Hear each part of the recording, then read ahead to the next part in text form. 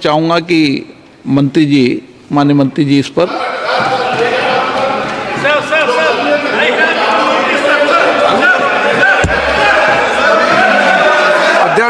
आदरणीय अध्यक्ष महोदय जी,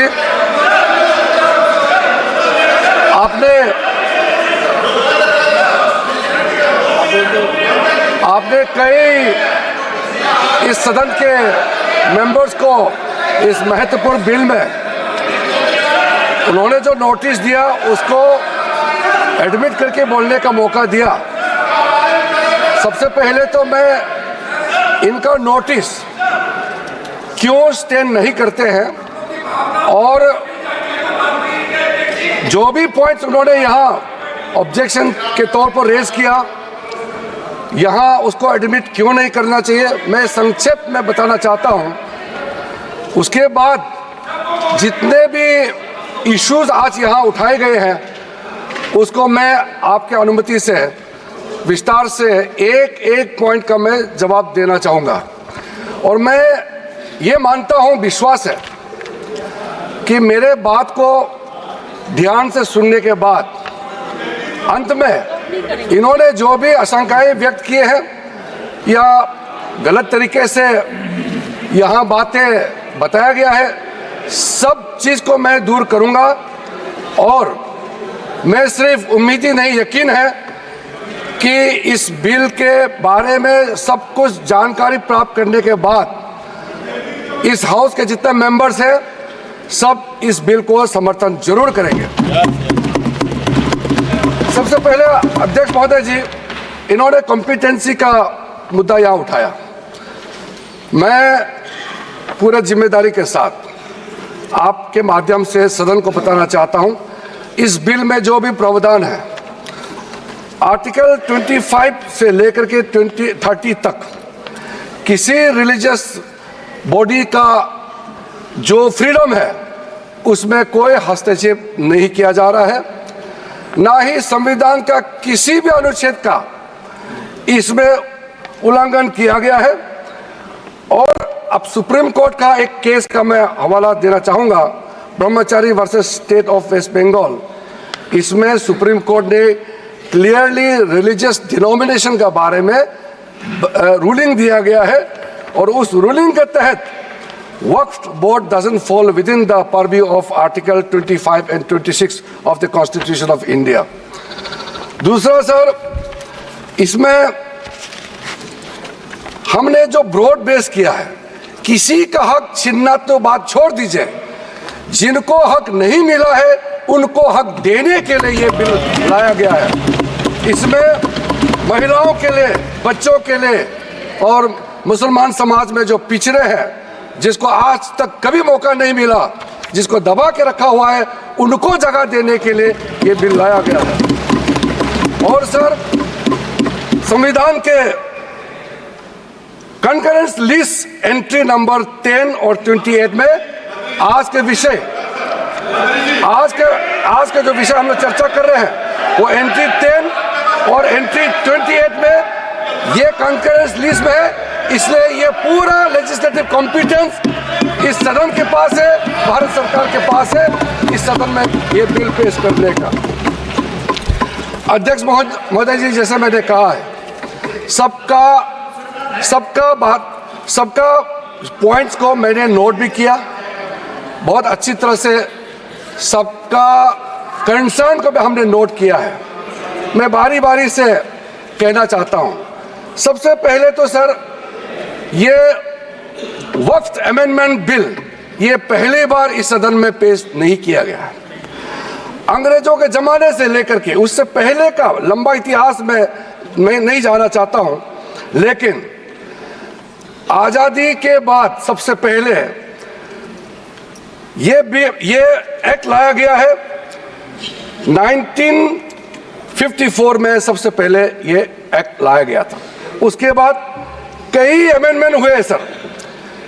काफी अमेंडमेंट होने के बाद, मैं पूरा इतिहास में नहीं जा रहा हूं, लेकिन जो अमेंडमेंट आज हम लाने जा रहे हैं इस सदन में, वो वक्फ एक्ट 1995, जिसको 2013 में अमेंडमेंट ला करके इस पूरा जो वक्त का पर्पस, इंटेंशन और जिसके उम्मीद में लोगों का सालों तक था कि इस अमेंडमेंट जो लाया इससे कुछ फायदा मिलेगा, उसको उल्टा करके 2013 में ऐसा प्रावधान डाला गया था जिसके वजह से आज ये अमेंडमेंट लेकर के हमको यहां सदन में आना पड़ रहा है। सर,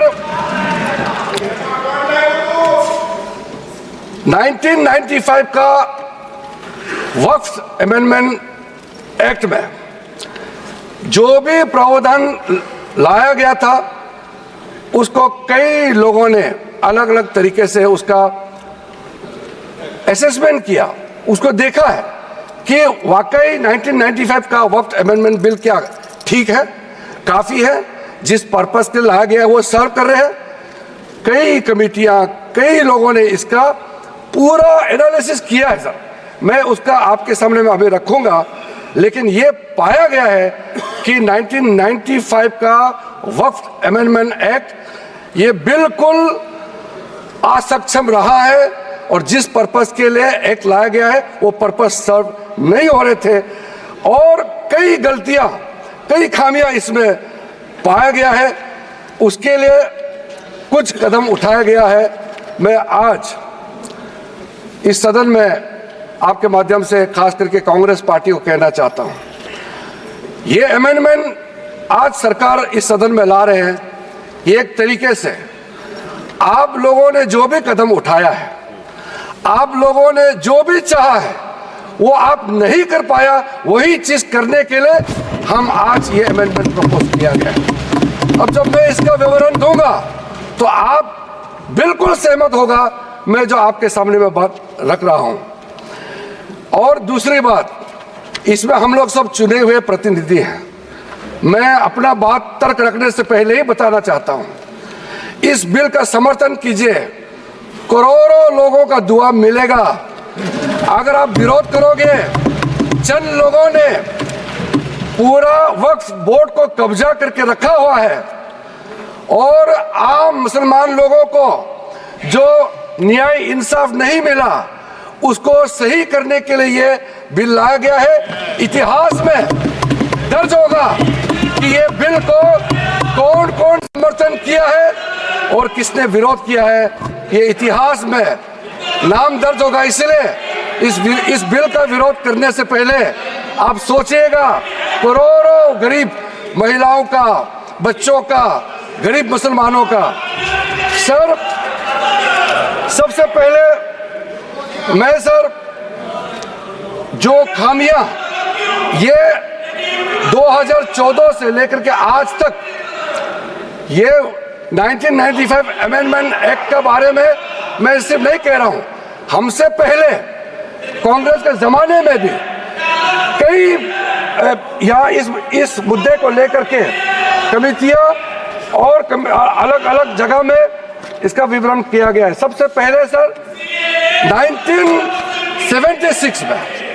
1976 में वक्फ इंक्वायरी रिपोर्ट पेश किया गया था और 1976 वक्फ इंक्वायरी रिपोर्ट में जो बड़ा रिकमेंडेशन आया है मैं आपके सामने में पढ़ के सुनाना चाहता हूं।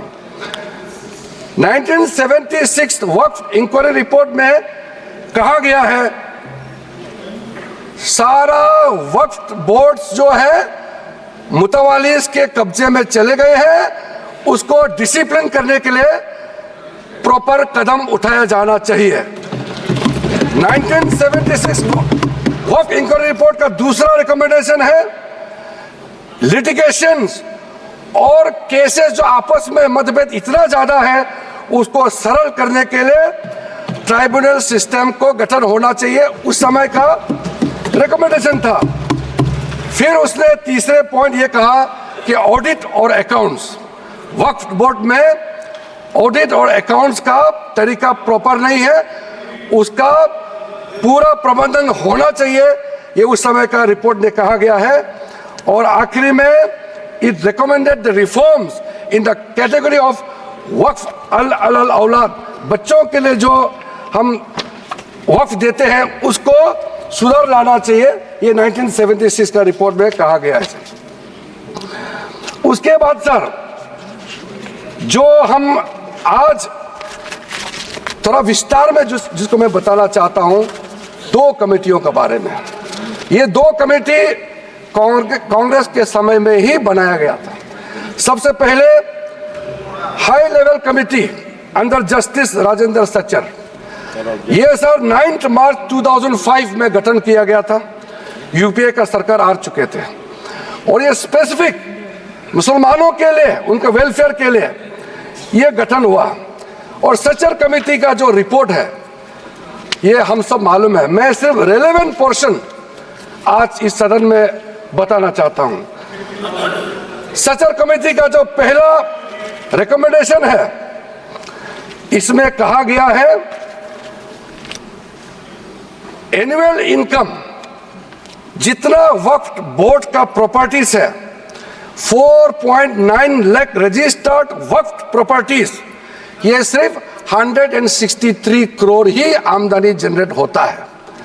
ये किसी भी रूप से जस्टिफाई नहीं किया जा सकता है और इसको एफिशिएंट तरीके से, मार्केट तरीके से, जिस तरीके से मैनेज होना चाहिए सारा वक्फ प्रॉपर्टी को, अगर सही माने में उस समय उन्होंने कहा, उस सच्चर कमेटी ने, तो उस समय 12,000 करोड़ रुपया पर एनम मिलता है और उस समय जनरेट हो रहा था 162 करोड़। लेकिन मैं साथ साथ ये भी कहना चाहता हूं, क्योंकि वो कमेटी की रिपोर्ट है और मैं माइनॉरिटी अफेयर्स का मंत्री होने के नाते जो हम लोगों ने स्टडी किया है, टोटल 8,72,320 वक्फ प्रॉपर्टीज हमारा जो वामसी जो पोर्टल है उससे पूरा डिटरमिन नहीं किया जा सकता है, लेकिन उसका मार्केट वैल्यू सच्चर कमेटी ने जो कहा है उससे कई गुना अधिक होने का संभावना है। ये एक आम अंडरस्टैंडिंग की बात है, सबको मालूम है वक्फ के पास कितना प्रॉपर्टी है, वक्फ बोर्ड के पास, और कितना आमदनी है। दूसरा सर,